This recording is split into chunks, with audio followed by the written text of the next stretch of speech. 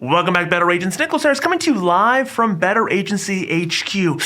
And today we got a good one. We're going to get very granular, very tactical, and we're going to talk about an email marketing strategy for your agency. Now, if I had to guess, this video is going to be more appropriate or more suitable for those insurance agents who are utilizing a B2B or commercial lines strategy. If you're going after B2B, you're going after commercial lines, specifically, if you're going after any niche commercial, this is a video you're going to want to watch. Now, that's not to say that you couldn't use the same strategy if you do personal lines, but personal lines insurance is just more broad, it's just more open-ended, it's a little bit more cookie cutter, whereas this strategy is going to be more suitable for those people going after any particular niche. So it could be commercial, it could even be personal lines if you're doing like boats or classic cars or something really unique or specialized, then this strategy will also work for you. Before we do, make sure you get your tickets to the Agency Success Conference. The Agency Success Conference is 2.5 days of networking, collaborating, and sharing with the industry's best of the best. This is the place you're going to want to be. So make sure you pick up your tickets now by clicking on the link down in the description below, or simply go to agencysuccessconference.com, pick up a ticket for you or anybody on your team. There seems to be this weird notion out there that email marketing is a thing of the past or even dead. And I'm here to tell you that email marketing is a fantastic strategy, especially if you're trying to do outreach to a cold audience, people who don't really know who you are. Who the hell is this? Who is this? Email is a fantastic entry point into the doorway, into a conversation with them. Now, there certainly are some best practices, things that you should avoid doing. Do not do that. And things that you should definitely think about doing. You should definitely do that. So we're going to break down the things that you should be doing, things that you should not be doing. The first thing you should do is you should create an asset that you can email these people that's going to get them interested and engaged in the solution that you provide or your value proposition. And this is why it's really good for commercial lines insurance agents, because if you're dealing with commercial lines and you're dealing with niches in the commercial space, you're probably dealing with the same sort of problems all the time. These people in these industries that you're targeting, they all have the same issues. They all have the same problems. They all have the same gripes. They all want the same things fixed or solved, or they run into the same walls or obstacles. And what you want to present is a way out of that. And so what I would encourage you to do is to create what's called a video sales letter, otherwise known as a VSL. A VSL is just a 7 to 15 minute long video. It's very simple. All you're doing is articulating the problems that they already have, or better yet, they don't know how to articulate these problems. They just know they feel these problems, these things, these agitations, and you're putting it into word form, into a video that they can easily digest, and you're agitating them. You're bringing these problems to the surface. The next thing you want to do in your VSL is you want to present a way out, a mechanism, a vehicle to get out of these problems, and you want it to be what it is that you do. So if you're a commercial lines agent and you do certain risk management techniques, or you have certain ways to solve problems or unique ideas that's going to solve complex or complicated issues, then you want to talk about that way out, and then you want to back it up with a ton of social proof. So it's just a video that you're putting on a landing page where you're giving them the opportunity to take it in, get interested, and then schedule an appointment with you, get on your calendar where they can talk more about it with you, and then you can sell them or you can get them over the hump. And on this landing page, you just want a ton of social proof. You want proof? I'll give you proof. A ton of testimonials from people just like them where you've been able to help them. You want to demonstrate your expertise. We use video sales letters here quite a bit at Better Agency. In fact, I'm going to let you peek behind the curtain. I'm going to show you how the sausage is made. Down in the description below is a copy of one of our VSLs that we use. We email people who have no idea who we are, and we ask them if they want to see this. Now, this goes on to step number 2. How do you deliver the VSL? You want to make an email that's very short, very condensed. The first time you're emailing these people, you don't want to fill up their inbox with a 30-paragraph email. You want to make it very short, very condensed. So I'm even going to show you the email copy that we use when we're emailing people about Better Agency. It's very simple. We have this information. Would you like to see it? You want to see it? That's it. It's not long form at all. And what we're really trying to do is we're trying to get people to respond, yeah, I want that. We want them to qualify themselves, to let us know that they're interested, to raise their hands. And when they do that, we're going to send the VSL to them. We're going to warm them up. We're going to agitate them and show them that there's a solution for their problem. Your VSL should follow just a very simple framework. And should be done in just 10 minutes at the most. It should be, what is the problem? What is the solution?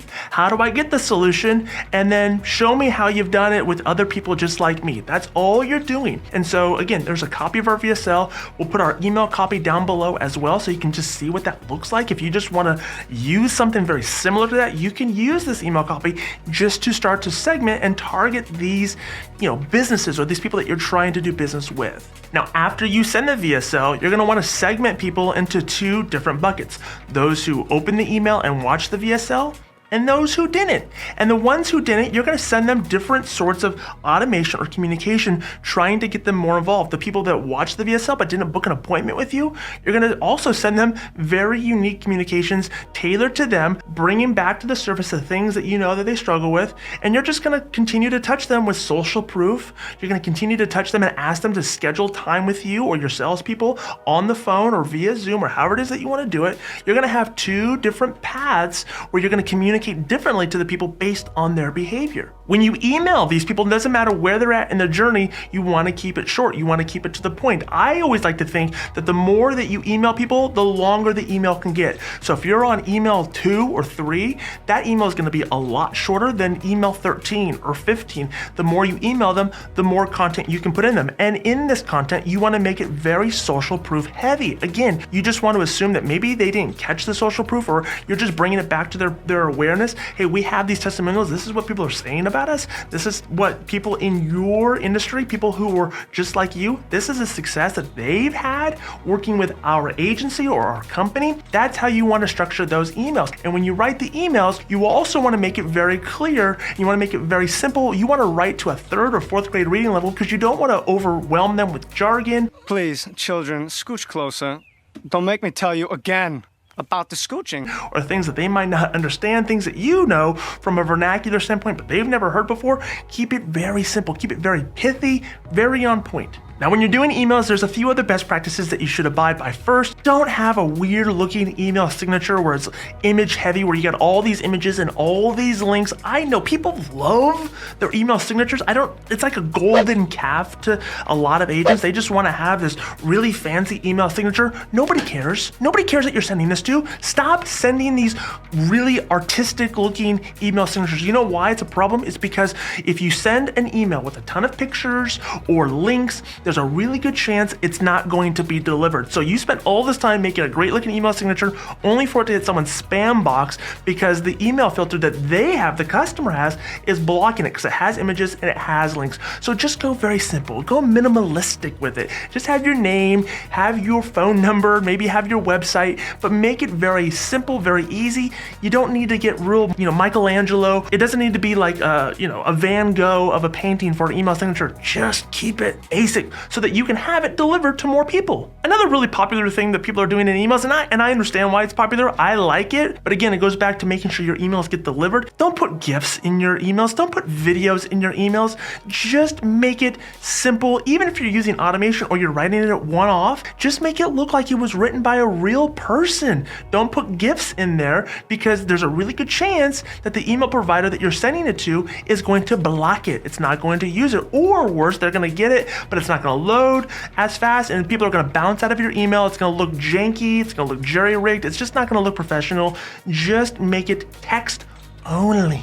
Another best practice that I don't think enough people are doing is that you want to make sure you're spacing out all of your lines in your email to where it's maybe 1, maybe 2 sentences per paragraph. I see emails where it's like war and peace in one paragraph, and that is harmful for the eyes, that people aren't going to read all that. It looks like one giant run-on sentence. Break it up by doing paragraphs for each sentence, or 2 at the most. Just make one thought its own paragraph. You don't want to write like it's a book where you have these long paragraphs, because people just don't have the attention span for that. And the more that you break it up, the more likely it is that people are going to read the email. And the whole goal of writing email copy or writing emails in general is you just want people to read the next line. That's the entire goal. Whenever you're writing a line in your email, you want to think about, how do I get them to want to read this, and then make them want to read the next line. So this is where you want to avoid jargon. You want to just get to the point. What's in it for me? You want to get them reading throughout the entire email. So break up your text and think about what is it gonna be that is gonna make them wanna read the next thing. We briefly hit on this already, but don't use templates. If you're using any sort of,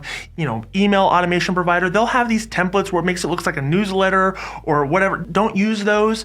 It really harms your deliverability and it makes it look like it's automated. Autobots, attack! And the whole goal of using this automation sequence, especially if you're emailing to a large segment or a large list, is you want it to make it feel like it was something that you sat down and that you wrote. And if you're just writing out an email, you're probably not using all these weird templates that look really cool when you just look at them, but they don't make it feel like you're writing it to them. So don't use any templates, just use the Scratch basic, like it's just you're writing out a basic email. That's gonna be the best thing for you on conversion. We put some resources down below for you to check out. I hope you enjoyed this video. If you have any questions, comment down below. Let us know what you think, and we can't wait to see you again on the next video.